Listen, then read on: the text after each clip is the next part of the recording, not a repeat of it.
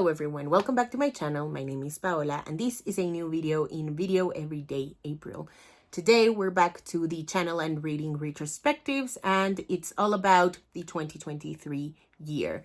This was my full burnout era. I turned out very little content despite promising otherwise, especially to my patrons, for which I'm still really sorry. But if there's anything that the 2022 retrospective video taught me, was that I really need to slow down, take it easy, and not be so hard on myself, because this is a one-woman operation and I should act accordingly in terms of how much I ask of myself. One thing really quickly before we get started, I have a Patreon where if you join, you will get early access to all of my content, as well as an exclusive newsletter. There's 3 tiers, $2, $5, and $10. They all get the same benefits. It's just a matter of how much you want to contribute to the channel.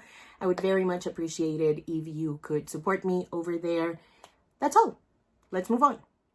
With that out of the way, let's talk about the 2023 reading year.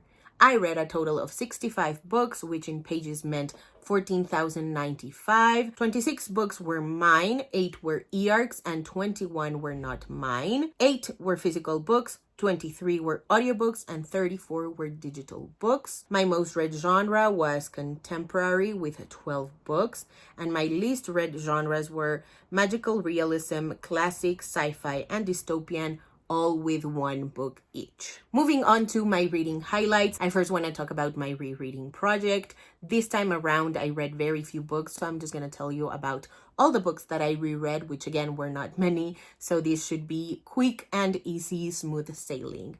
First, Only for Your Touch by Naima Simone. This is the last book in the Leak Club series, and it's about the female lead coming back many years after she was the one responsible for putting the male lead in prison. And so now obviously he wants nothing to do with her because she just disappeared. But she wants to not only clear her name, but also beg for forgiveness, because she knows that what she did was really bad, but she didn't have like nefarious intentions. This was so tender amidst the hard-hittingness of it and the angstiness of it. I really loved this one. I think it is my favorite one out of the 3. Take the Lead by Alexis Daria is an adult contemporary romance story, and it's set in the Dance Of universe. The Dance Of is basically like Dancing with the Stars, and this first installment of the series is about 2 contestants, the dancer and the reality TV star that's set to be paired with this contestant. They both really want to win for different reasons, but they don't want to do the fake dating scheme. They both want to win and get to the finals based on their skills and talent alone, which proves to be kind of hard for a reality TV show. And so it's also about them resisting the lust, resisting the yearning. I really enjoyed this one as well. We Are Okay by Nina Lacour is a YA contemporary story set in college during winter break. And so our main character is all alone in her college dorm because everybody else has left to visit their families or off to do whatever, and her best friend from home is back. And so it's about them reconnecting and exploring why made the main character run away and cut off contact with everyone from her life pre-college.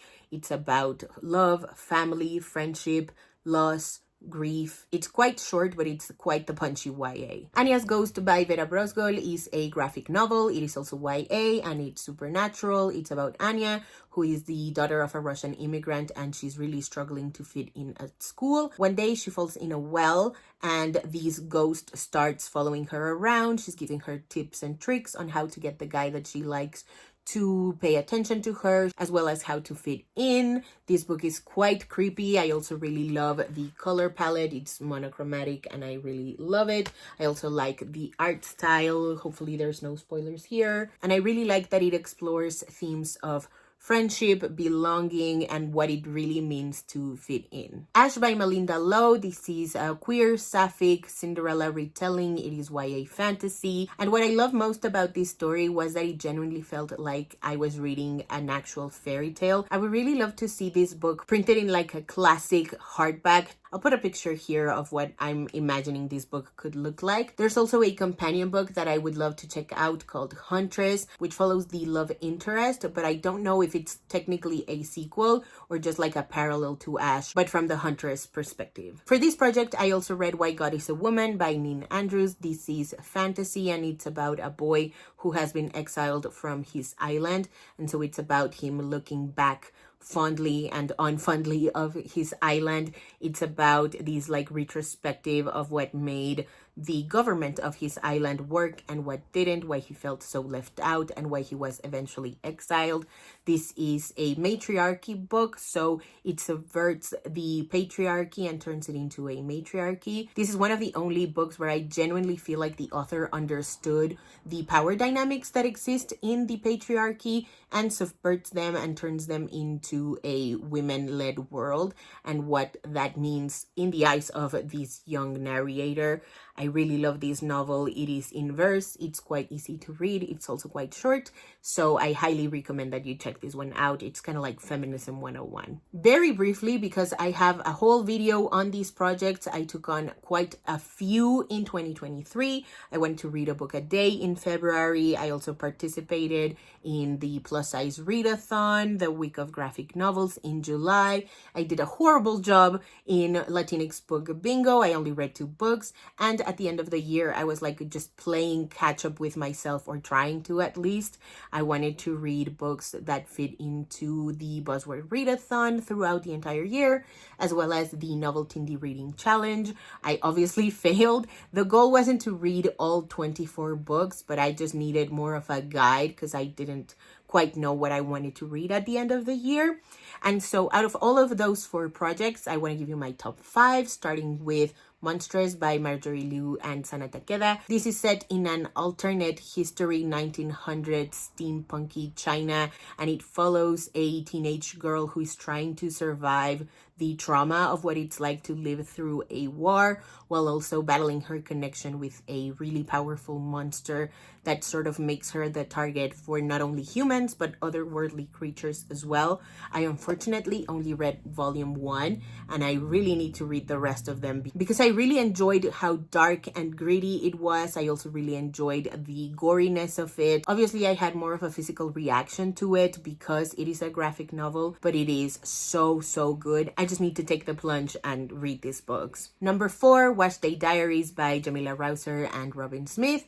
This is a sort of collection of short stories that follows 4 best friends on hair care day. And so it's about their friendship, it's about Black womanhood, it's also about mental illness, relationships, breakups. It's about the ups and downs of friendships and adult life. The color palette is so exquisite. I really love this one. Highly recommend that you check this one out. Number 3, Salt the Water by Candace Ilo. This is a YA contemporary novel in verse, and it's about a queer trans kid whose name is Cerulean, and they're pretty much free everywhere else except in school. And so it's about that restriction to their authentic self that the school continues to oppress. This is such a phenomenal book. This was one of the last books that I read in 2023, and it left me speechless. It was like, where do I go from here? How do I move on after reading this book? I can't believe that just happened. I am overdue for a reread. And because I only own the audiobook, I just really need to be super immersed in the story so that I can annotate it and add like little bookmarks to my audiobook file, because whoa, this was phenomenal. Number 2, Birthday Shot by Real C. Adams. This is adult contemporary romance featuring the brother's best friend trope. It kicks off during the female lead's birthday party, which is when she decides to shoot her shot with her brother's best friend, and it all goes on from there. It is so steamy. There's a lot of like worshiping passages that I highlighted because I found them so like moving. And what I mean by worshiping passages is that the male lead absolutely worships. He just kisses the ground that the female lead walks on, and I love them so much. And at number 1, we have A Game for Swallows by Seina Virached. This is a graphic memoir, and it follows the time that the author and her brother were stuck at their building waiting for their parents to come home after they visited their grandparents' home. They obviously can't just come back because it is during the Lebanese Civil War. And so there's a lot of checkpoints. There's the snipers to worry about. And so the way home is quite complicated. The art style felt so claustrophobic. I really love that it's about community and adults trying to take care of children in the best way that they can. Some of my other reading highlights include YA Love Triangle, starting with Something More by Jackie Halilye. I already talked a little bit about this book in my previous recommendations video, so I will direct you there in the description below. In 2023, I also reread The Summer I Turned Pretty by Jenny Han, and then I took the plunge and read It's Not Summer Without You. This is a duology in my head. 3 YA romances that I want to shout about are You Don't Have a Shot by Raquel Marie. This is a soccer sapphic love story between Valentina and Leticia. They are rivals and they are now teaming together for their soccer camp so that they can coach their team to the top and get recruited for really good colleges in the future. Love Letters for Joy by Melissa C. is a wonderful Cyrano retelling, and it's about Joy, who is really curious about what love feels like, what it is, what it means, and so she starts messaging the school's Cupid, and it all goes on from there. It's obviously about love, but it's also about friendship. It's about academic achievements and the pressure that our families put on us. I really love that the main character is asexual and has cerebral palsy, and that the love interest is autistic coded as well as pansexual. And the third YA romance that I want to shout out is Her Good Side by Rebecca Witherspoon. This is a swoon-worthy, really lovely, really tender, super sweet YA fake dating story between a photographer and a basketball player. I am overdue for a reread. This was so sweet. In 2023, I also read The Woman in Me by Britney Spears. I think I've said this before and I'll just say it again. I really enjoyed the writing style in this book. It felt really unfiltered despite how short it was. I was obviously expecting the book to be way longer for someone who had the spotlight on her at such a young age.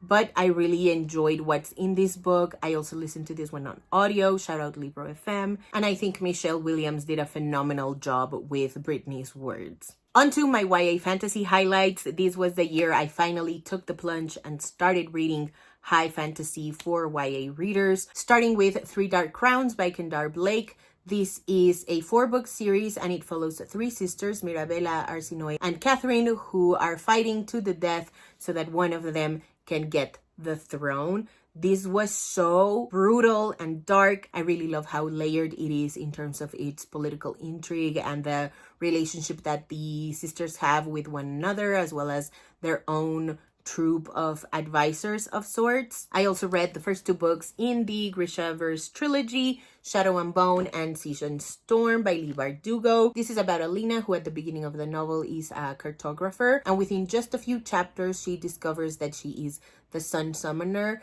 and so it's about that political intrigue in terms of what that means for her war-torn country. I really enjoyed this one. I especially loved Season Storm. I really love its exploration of Alina's powers, but I'm gonna stop myself there because I really want you to see my video that I just posted on the entire trilogy, link in the description below. In terms of a less fantastical world, but still YA fantasy, I want to talk about A Study in Drowning by Ava Reid. This is YA dark academia, and it's set in a world where women are not allowed to go to university up until the events of this book. But women don't have the right to choose just any academic field. They are forced out of the arts. And so the main character is studying architecture, and the plot basically takes off after she's selected to rebuild the house or the manor, the estate of the world's most renowned author, Emrys Myrden.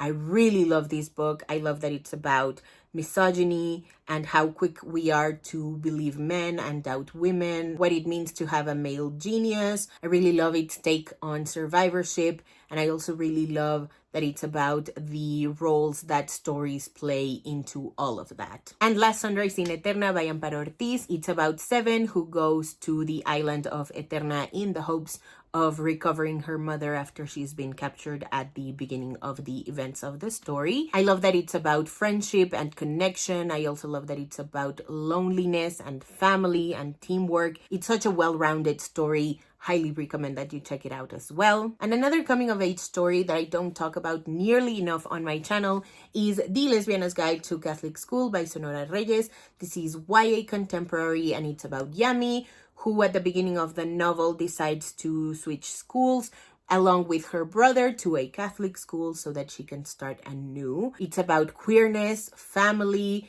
it's about friendship and love. I also love that it's about boundaries. This book is so good with the boundaries.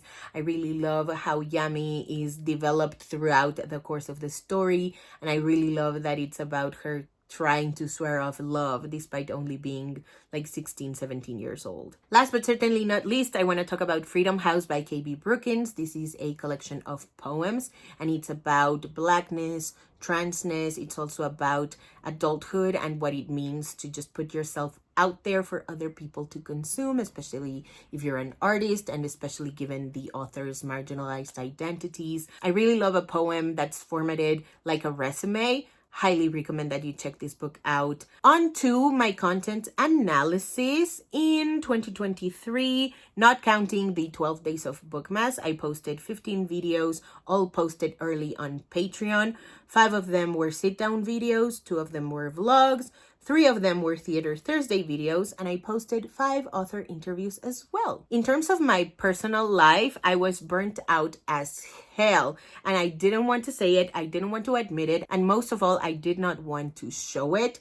Unfortunately, I was spiraling anytime I thought about reading or creating or just doing anything that had to do with books. Actually, it was literally anything, whether I wanted to watch a show or do my job or read or do content creation. I was spiraling because every time I was like, I could be reading something else, I could be watching something else, I could be doing something more productive. What about my content? What about Patreon? It was too much. I was putting so much pressure on myself. It was so bad.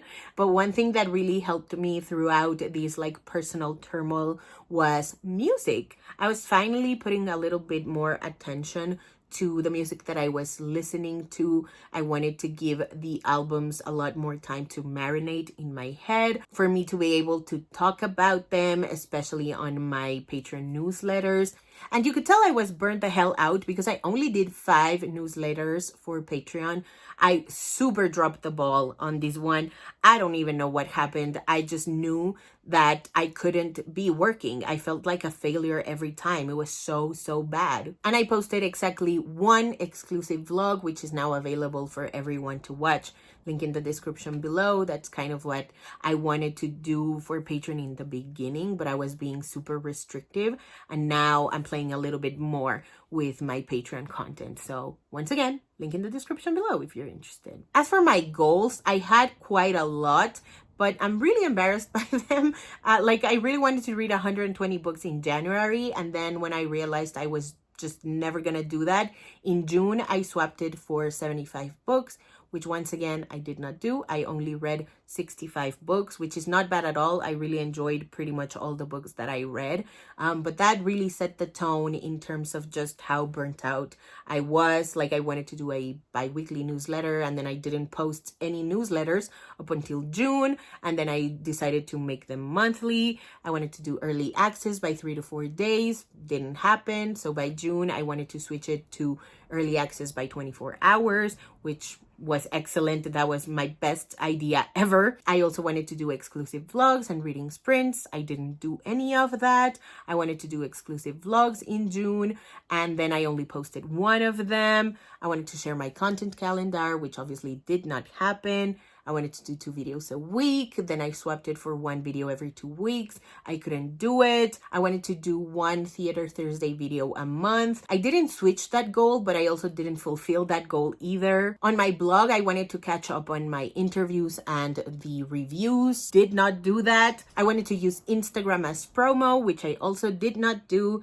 And I wanted to use Twitter to share my current reads. I also did not do that. 2023 was the year where Twitter was was just like descending into the depths of hell. And so I took most of those goals and I wanted to channel them into doing Bad Influencer for reviews, anticipated releases, and recommendations. But that did not happen. I only did Bad Influencer in 2025. So as you can see, I was burnt the hell out and I was just forcing myself to try to do something, but in that I was also just feeling really overwhelmed, and so I didn't do anything. I just did 5 newsletters and it was very, very lackluster.